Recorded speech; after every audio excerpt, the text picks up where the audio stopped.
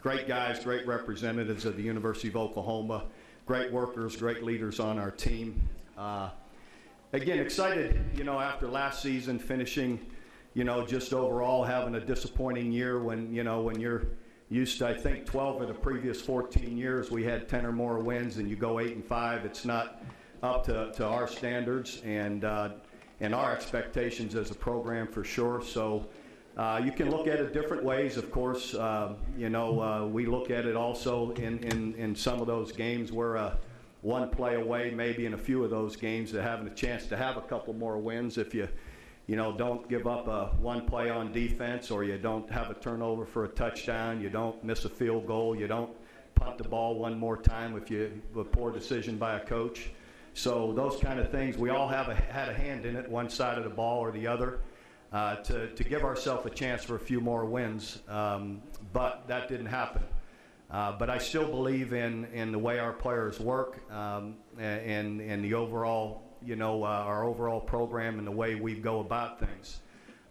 We made some changes there in the winter leading up to spring ball. We hired Lincoln Riley as our offensive coordinator from East Carolina, and Dennis Simmons from Washington State, who also came with us that has worked with Lincoln in the past. So the transition was really pretty seamless. Our players have really taken to the new system, and I'm excited about the opportunity maybe to hopefully stay on the field more, move more consistently, and be more productive in scoring points. Defensively, we hired a couple new guys, and in the secondary, Kerry Cooks and Dyron Reynolds in the defensive line, and I like how that has gone through the spring. Mike moving to outside backers has allowed him more opportunity to move around to each position, and I thought through the spring we made really good progress. I feel like on defense with all the guys that are back, we have a chance to make improvement just from experience, with maturity and guys being older, in particular in the secondary. Some guys I think are pretty special are Stephen Parker and Jordan Thomas, that were true freshmen a year ago, now a year older. I see improvement through the spring and summer. Same with the safeties, Ahmad Thomas, Tari Bird. Of course, Zach Sanchez is a guy that's really special for us as an all-star. And then, up front, some new guys I think that are going to really help. Of course, you got Eric Stryker and Charles Tapper up front. I think some guys like Charles Walker, DJ Ward, or some guys, Matt Romar in the D-line, that are going to have a chance to really come on and really make a mark this year as well.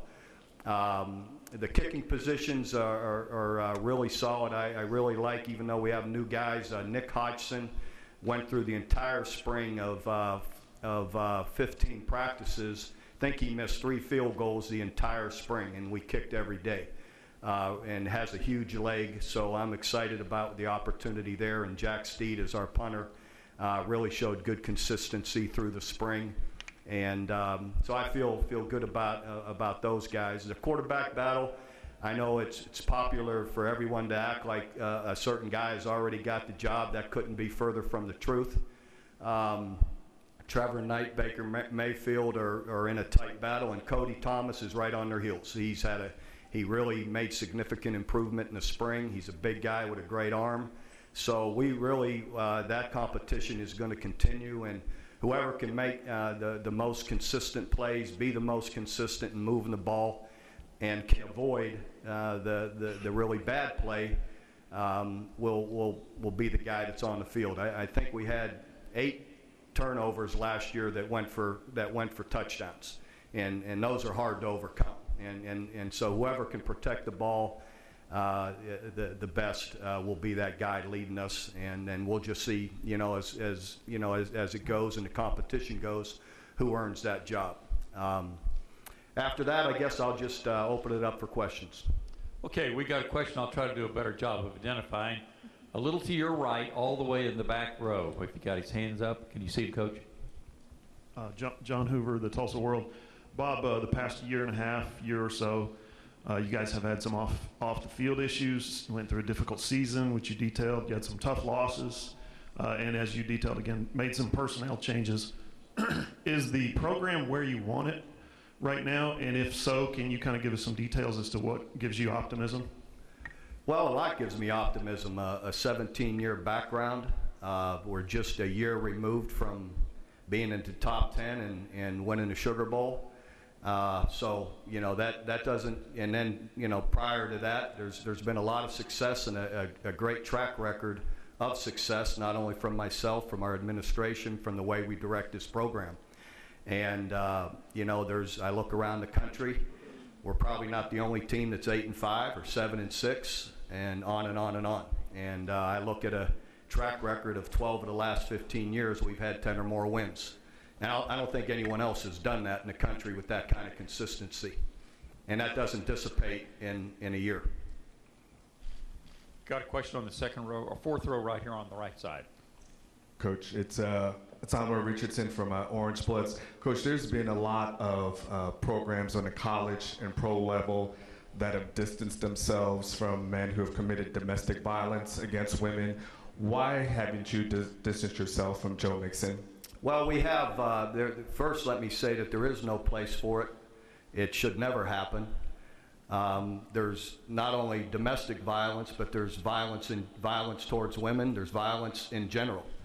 None of it should be tolerated, and it has been disciplined. We disciplined in a certain way, depending on, you know, what the circumstances we have. And, you know, these guys have had significant penalties. They've had a lot of other, you know, internal measures to meet and to stand, you know, to rise up to. And if all those were met, then they have the opportunity to redeem themselves and hopefully grow from their experience. And we also feel that being an educational institution in the age of these young men, they deserve an opportunity to do that. And that's our job to help them. But they also know that we have some very high standards for them to meet. And if they're not met, then they won't be with us any longer.